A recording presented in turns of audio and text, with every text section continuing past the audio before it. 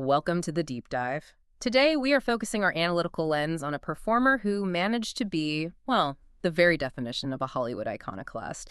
The actor who walked away from guaranteed fame, constantly embraced the eccentric, yet almost by accident, delivered one of the most recognizable and beloved screen performances of the 20th century. I am talking, of course, about Sally Kellerman. And while you really can't introduce her without instantly citing her signature role, the tightly wound yet secretly vulnerable Major Margaret Hot Lips Houlihan in Robert Altman's revolutionary 1970 film. Absolutely, the definitive role. That performance is really only the entry point to a wildly surprising six-decade journey. That role certainly launched her into the stratosphere, didn't it? Securing her an Academy Award nomination for Best Supporting Actress. But our deep dive today reveals that her career was, well, just a staggering tapestry of contradictions. Yeah. You know, a profound internal shyness battled against an imposing physical presence, a lifelong talent for singing that she constantly sort of suppressed, and maybe most interestingly, a willingness to reject the conventional path. Exactly. We have sources covering pretty much everything. From her earliest struggles in 1960s television, being typecast as the frigid woman, to her deep, sometimes tumultuous collaborations with Robert Altman, the decades-long second act of her singing career, and the truly profound vulnerability she shared later in life through her memoir. So our mission today is really to dissect the trajectory of this performer who had the presence of a leading woman, but maybe the soul of a character actor. How did she successfully navigate Hollywood for so long, moving effortlessly and sometimes, quite regretfully, between high art, cult sci-fi, and commercial success? Let's begin with a surprising fact that I think really captures her incredible range and longevity. She earned that prestigious Academy Award nomination for MAH in 1971, which, places her firmly in the pantheon of cinematic greats. For sure, a huge moment. Now, fast forward 44 years.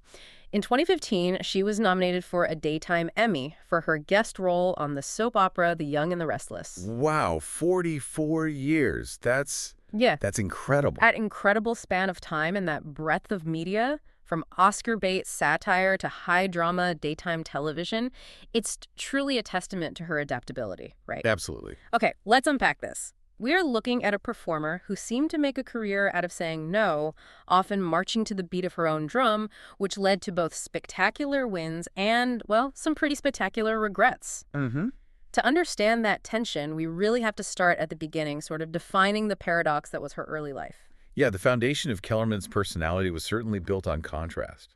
She was born Sally Claire Kellerman in Long Beach, California, back in 1937. On paper, her family life sounds, stable and financially successful. Her father, John Helm Kellerman, was a Shell Oil executive who had moved from St. Louis. Okay. And her mother, Edith Bain, was a piano teacher who raised her in the specific traditions of the Christian Science faith. So you have this seemingly traditional, comfortable, almost corporate background, but then you look at her personal disposition. The family eventually settled in Park La Brea in Los Angeles, and she was physically striking. I mean, standing 5 feet 10.5 inches, she would have been an imposing figure in any room, even as a teenager. Right. Call. Yet our sources detail that despite her height and very visible presence, she was profoundly shy, which just seems like a complete contradiction. It is a profound irony, isn't it? She attended Hollywood High, but the shyness was such a barrier that she actually recounts receiving poor grades and making very few friends. Really? Hollywood High? Yeah. The only classes where she consistently excelled were choir and physical education. So this immediately establishes the core dichotomy of her persona. This large, highly visible body struggling internally with deep social reticence and apparently academic anxiety. She was naturally expressive through movement and voice, it seems, but recoiled from personal connection. And this internal struggle had major professional consequences right out of the gate, especially concerning her singing. I mean, think about this opportunity. At the age of 18, she submitted a demo recording and somehow landed a contract with none other than Norman Granz. Norman Granz, the Verve Records founder, legend. Exactly. This was an immediate invitation to professional musical stardom, a path most aspiring performers would, run toward. Oh, absolutely. A golden ticket. But she walked away from it. She did. The source states she was so daunted by the task of becoming a recording artist that she just quit the contract. It's an incredibly striking, almost self-sabotaging decision That really sets up a lifelong tension, doesn't it? It really does. She excelled in choir, she was clearly musically talented, yet the pressure of becoming a singular, exposed star, a performer of music, it just paralyzed her.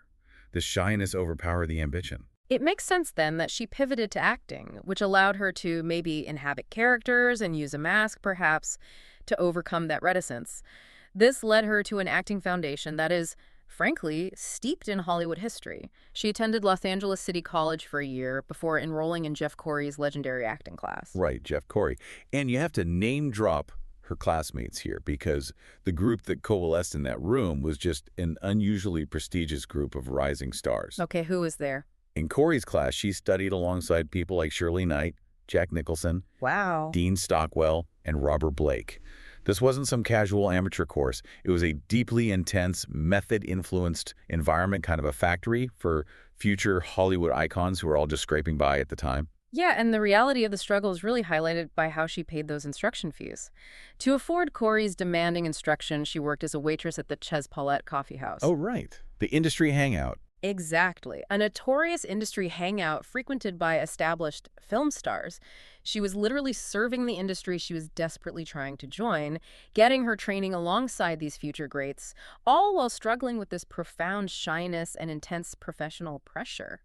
Yeah, that background, the shyness, the working class grind, the intense acting cohort, it really set the stage for what turned out to be a pretty frustrating 1960s for her. Her first screen debut, Reform Schoolgirl in 1957, confirmed she was kind of in the thick of B-movie territory early on. Right. But the rest of the decade saw her caught in that painful TV grind. That TV grind really defined her early professional identity, didn't it? It forced her into roles that utterly suppressed the comedic and eccentric talent we now associate with her. Her frustration with this period is perfectly summarized in a quote from a 1971 Life magazine interview she gave immediately after her MAH breakthrough. She said, and I think this is just heartbreakingly revealing, "It took me 8 years to get into TV and 6 years to get out." Wow, 8 years. Frigid women, alcoholics they gave me. I got beat up, raped, and never played comedy. Oof. That quote is really the key to understanding her pivot, isn't it? She was a strikingly beautiful, tall, commanding woman, but Hollywood typecasting in the 1960s TV dramatic landscape immediately restricted her to playing these two-dimensional victims or seductresses or villains, the ones who were sexually or physically assaulted or the ones who were just emotionally shut down. Exactly. And if you look at her extensive resume during that era, I mean, episodes of Burke's Law, Mannix, the FBI, The Man from UNCLE, she was relentlessly cast as the dramatic prop. This detail shows exactly how restrictive the roles were for women who didn't fit a specific, maybe softer or more domestic mold in television back then. Yeah. It really sets up why her comedic breakthrough in MAH wasn't just a career win. It felt like an artistic liberation from years of playing these deeply miserable characters. But even within that decade of frustration, she did secure roles that cemented her in cult classic status forever, particularly in the realm of science fiction, which, ironically, often seemed to offer more complex roles than mainstream drama at the time. That sci-fi resume is surprisingly strong and actually highly influential. She appeared in 2 episodes of The Outer Limits back in '63 and '64. Oh yeah, Outer Limits. Great show. Including the really influential episode The Bolero Shield, where she played Judith Bolero, the manipulative and ruthless wife, Yeah, opposite Martin Landau. These roles required a certain intellectual sharpness, absolutely. And the role that guarantees her perpetual convention attendance for life, of course, is Star Trek. In 1966, she played Dr. Elizabeth Danner, the ship psychiatrist who studied the long-term effects of space on the crew in Where No Man Has Gone Before. Ah, yes. Dr. Danner. That was the second pilot episode for the original series, right? Broadcast as the 3rd episode of the 1st season. That's the one. And even though it was just a single appearance, her role was absolutely pivotal. She was the intelligent, grounding foil to Kirk and Spock. It demonstrated her capability to handle complex, intellectual roles, even when she was still primarily struggling for recognition elsewhere. Beyond television, there was also this fascinating Broadway blip in 1966 that is often cited as sort of a cautionary tale of theatrical failure. She was cast as Mag Wildwood in the original Broadway production of Breakfast at Tiffany's. Oh, that show, yes. A notoriously troubled and expensive production. It starred Richard Chamberlain, directed by Joseph Anthony, score by Bob Merrill.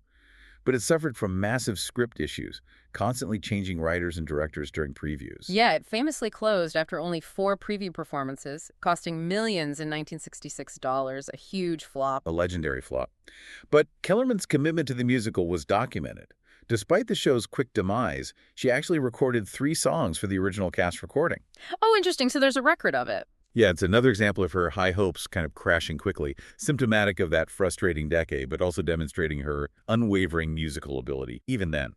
As the 60s closed, she started edging toward bigger film roles, right? She played the severely beaten and only surviving victim of Albert DeSalvo in the harrowing The Boston Strangler in 1968. Which showed she could handle intense dramatic material, definitely. And she played Phyllis Brubaker, Jack Lemmon's materialistic wife, in the romantic comedy The April Fools in 1969. So the comedic promise was sort of there, maybe bubbling under. Maybe, but she was still largely stuck in supporting dramatic or straight roles, often playing the foil rather than the comic engine. Mm-hmm. She apparently even turned down a role in Paul Mazursky's Bob and Carol and Ted and Alice around this time. Really? Another big one potentially missed. Again, showing that tendency toward caution, or maybe just not seeing the potential. All of this history truly underlines how utterly transformative MAH was. Which brings us neatly to her zenith in the 1970s and the complex, deeply analyzed story of her partnership with director Robert Altman. Yeah, MASH was the seismic shift in 1970. Her performance as Major Houlihan, that character whose professional rigidity just masks a total lack of emotional security, it catapulted her to fame. Instantly. It earned her the Academy Award nomination for Best Supporting Actress, a Golden Globe nomination, and she won the KCFCC, which is the Kansas City Film Critics Circle Award, for Best Supporting Actress. So the industry finally recognized not only her beauty, but her unique ability to blend that sharp comedic timing with intense vulnerability. She was instantly elevated, featured prominently in Life magazine, and maybe most importantly, she found her true artistic partner in Robert Altman. Yes, becoming something of his muse for that era. Their relationship seemed based on trust and a shared understanding of kind of irreverent filmmaking. Altman became central to her professional identity largely because he understood how to use her unique presence, often with an element of satire or absurdity that Hollywood had previously just ignored. And their collaborations were frequent, weren't they? Oh, yeah. Right after MAH, she was in Brewster McCloud in 1970, which is such a fascinating contrast. In MAH, she's grounded, albeit absurdly. In Brewster McCloud, she played Louise, the almost mythological, aloof guardian angel to Bedcourt's character. Right, the Birdman. And she even recorded Rockabye Baby for that soundtrack. So Altman immediately used her in this surreal, almost mythological way, breaking her free from the constraints of realism. And this professional relationship spanned decades, really defining a huge portion of her career. She was in Welcome to L.A. in 1976, which Altman produced. Then she appeared as herself in the brilliant meta-Hollywood masterpiece, The Player, in 1992, which really highlighted her status as a genuine industry icon by then. And later she played Sissy Wanamaker, the slightly unhinged editor-in-chief of Harper's Bazaar, in Pret-a-Porter in 1994, that huge, sprawling ensemble piece. Right, another Altman ensemble. And they collaborated one last time on an episode of his short-lived TV series Gun in 1997. This continuity suggests a really powerful artistic bond rooted in mutual professional respect. But this bond, rooted in respect, is also central to one of the biggest, most publicized regrets of her entire career, the famous Nashville story. Ah, yes. This is where her internal contradiction, that need for validation colliding with the desire for authenticity, really comes into sharp focus. Indeed. Altman called her to offer her a part in his 1975 film Nashville, which would become, one of the most iconic films of the decade, a true American classic.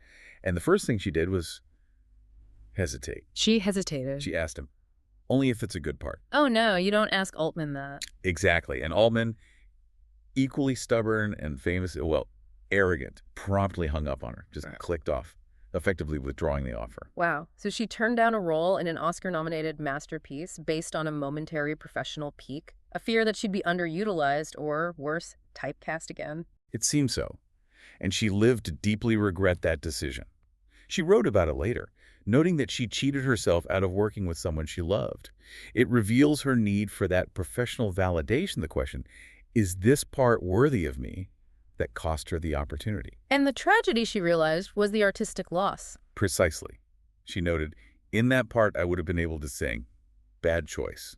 That is the crucial connection. The regret wasn't just about turning down fame, it was about denying herself the chance to finally integrate her suppressed singing talent into a high-profile, non-traditional acting role, exactly the kind of hybrid performance that Altman specialized in. It echoes her decision to walk away from the Verve Records contract years earlier, doesn't it?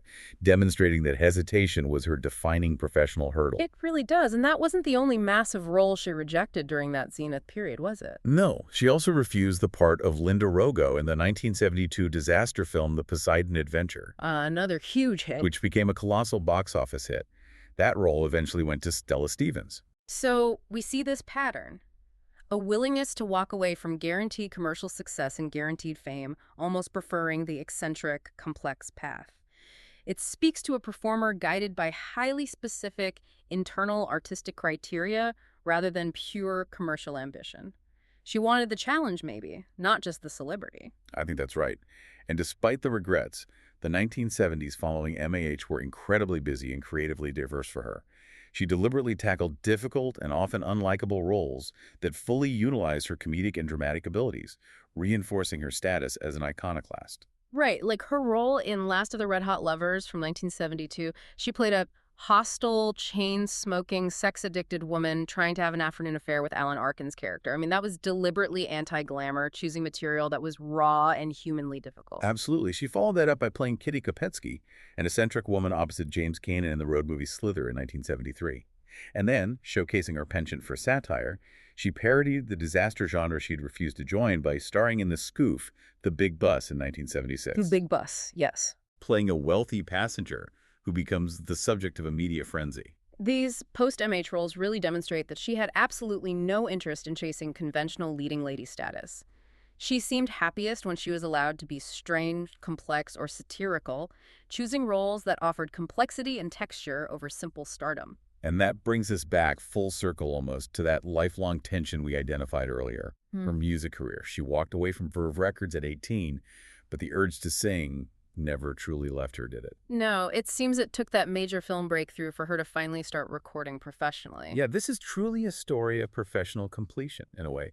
Her first actual album, Roll with the Feelin', was recorded on the Decca label in 1972, shortly after her film success granted her the necessary confidence and platform.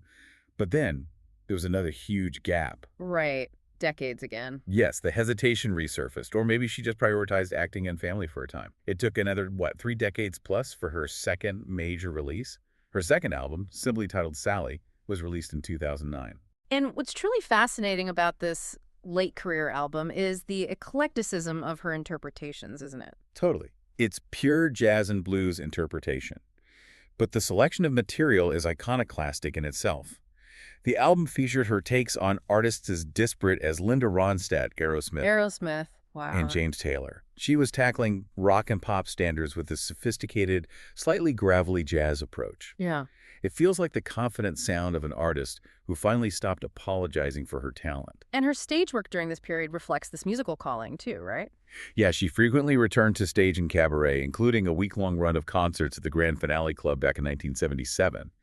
And she played the title role in a 1995 production of Mame, demonstrating her desire to integrate her musical theater roots. And as she moved into the 2000s, she performed in shows like Eve Ensler's The Vagina Monologues. And what a pair, a benefit for breast cancer research. These choices show an actor who valued meaningful, often progressive theatrical work alongside her commercial ventures. What's equally significant, though, perhaps more ubiquitous to the average person, is her voiceover work.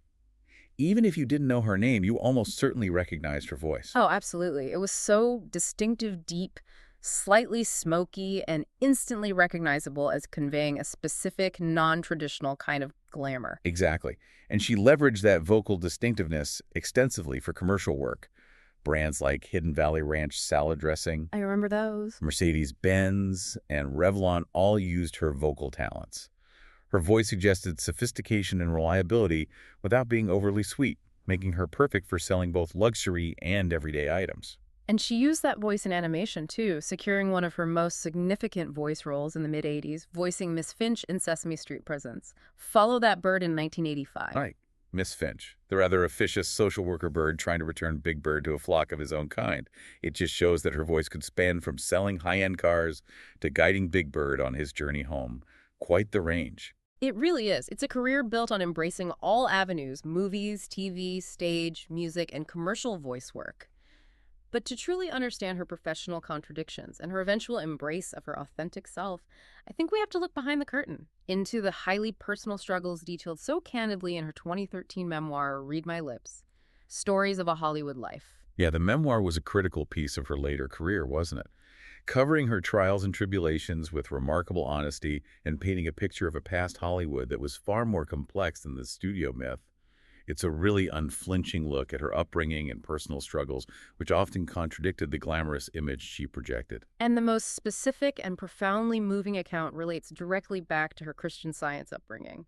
Just for context for the listener, Christian Science teaches that sickness and physical ailments can be overcome through spiritual means and prayer, often discouraging the use of traditional medicine or doctors. Right.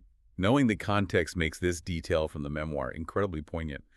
Her very first hospital visit ever was in 1961 for a botched home abortion. For her, raised strictly in a faith that avoided conventional medicine, her first interaction with a hospital was due to a life-threatening, clandestine procedure. It speaks volumes about the conflict between her faith and the harsh realities of her young adult life in Hollywood. That's incredibly powerful. Moving to her marital life, she had a brief first marriage to Starsky and Hutch producer Rick Edelstein from 1970 to 1972, Yeah, very brief. which she openly described as contentious, noting they fought every day. They divorced quickly. Her second marriage, however, was a decades-long commitment to producer Jonathan D. Crane, starting in 1980. This relationship seemed to give her the stability and family structure she craved. They adopted newborn twins. All right, Hannah and Jack. And in 1991, they even relocated the family temporarily to Jupiter, Florida, trying to escape the Hollywood pressure cooker, though they eventually returned due to financial constraints. But the stability of that marriage was severely tested, though, wasn't it? They separated twice, and one separation in 1997-98 became pretty public news, stemming from Crane's widely known affair with actress Nastassja Kinski. Right. And this is a moment where Kellerman's unique, almost non-judgmental morality really shines through. She ultimately forgave him. She did, after a public affair. Yeah, the source details her justification, which is rooted in her own history. She noted candidly that she herself had dated married men in the past.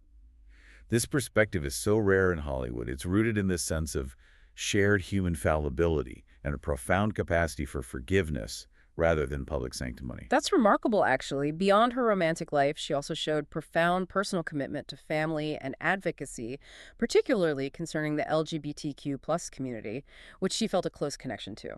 This is a truly heroic chapter in her story, I think. Her oldest sister came out as a lesbian and separated from her husband back in 1967. Which was a much harder time to do that. Absolutely, a time when such a move was far more difficult socially and professionally.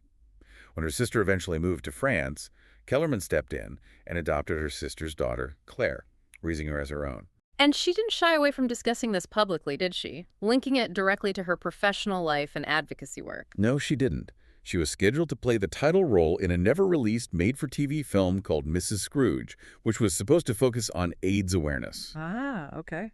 When promoting the film, she spoke openly about her sister's experience and her niece-adopted daughter, calling her sister heroic for coming out before it was more accepted and embracing a life of authenticity. She also publicly supported Planned Parenthood at a press conference in 1999, showing a consistent, deeply rooted commitment to progressive and humanitarian causes that were integral to her family life. In her later career, she demonstrated that remarkable adaptability again, moving back into television, these highly engaging, eccentric roles that perfectly suited her mature persona and embraced the wisdom of her years. Yeah, she had a recurring role as Lola, an eccentric artist, in the Cinemax comedy drama Chemistry in 2011. But perhaps her most visible and critically acclaimed late-career role was as Mark Maron's bohemian mother, Toni Maron, on his series Maron from 2013 to 2016. Oh, she was fantastic in that role. It capitalized on her inherent sort of bohemian quality and her ability to be funny while still conveying this deep, often strained maternal connection. Maron's show specialized in that dark, observational humor, and she just fit seamlessly into that world. She really did. Yeah. And we return to those critical honors late in life. She won an Accolade Competition Award for Best Supporting Actress for Nightclub in 2011, where she played a woman with Alzheimer's living in a retirement home. showing she could still tackle deeply serious, emotionally nuanced subject matter. Exactly. And of course, the bookend to her career, her nomination for a Daytime Emmy in 2015 for her guest role as Constance Bingham on The Young and the Restless. That ability to deliver quality work and garner nominations across such varied, demanding platforms, from Robert Altman to daytime soap operas, it's the ultimate testament to her talent and adaptability. Kellerman's incredible, multifaceted journey sadly came to a close in 2022. She died from heart failure at age 84, having suffered from dementia in her final years.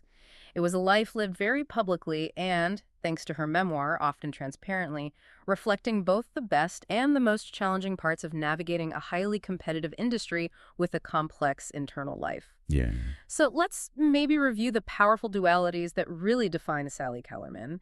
She was the serious, classically trained actress who somehow mastered eccentric comedy and satire, often against her own initial career wishes, it seems. Right. And she was the highly visible star who began her professional life profoundly shy and hesitant, walking away from her first major opportunity with Verve Records because she was literally terrified of the spotlight. And yet, she became the persistent, if hesitant, singer who found confidence and success decades later in jazz and blues, finally embracing the talent she walked away from as a teenager. She was the Hollywood insider who somehow retained a critical, deeply personal perspective, offering a level of honesty about her life, from career choices like the Nashville regret to her complex family struggles that few stars ever achieve. Her career really suggests she was consistently rewarded when she embraced the unexpected or the unconventional roles, whether it was the accidental comedic brilliance of Hot Lips or choosing the irreverent satire of The Big Bus or playing the bohemian aging mother to a stand-up comedian in a dark comedy series.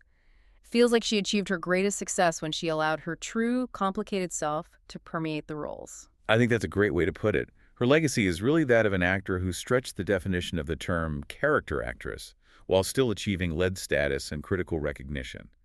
She didn't fit neatly into any box, which made her unique, and which perhaps made her initial career so difficult. She was, in many ways, an enthusiastic iconoclast who only truly found her voice in acting, singing, and life when she allowed all her contradictions to surface. And this leaves us with a final provocative thought for you, the listener, to maybe consider. Sally Kellerman often found her greatest professional rewards, both the nominations and, it seems, the personal satisfaction, not by chasing the roles that guaranteed fame like Nashville or The Poseidon Adventure. The big hits she turned down? Exactly. But by returning to the projects and relationships like those with Altman and her late career television roles that allowed her unique and complex personality to truly shine through. How often does turning down the guaranteed hit in favor of the more authentic, if maybe smaller opportunity, lead to a more profound and rewarding career in the long run? Something to chew on as you reflect on her incredible, iconoclastic 6-decade run.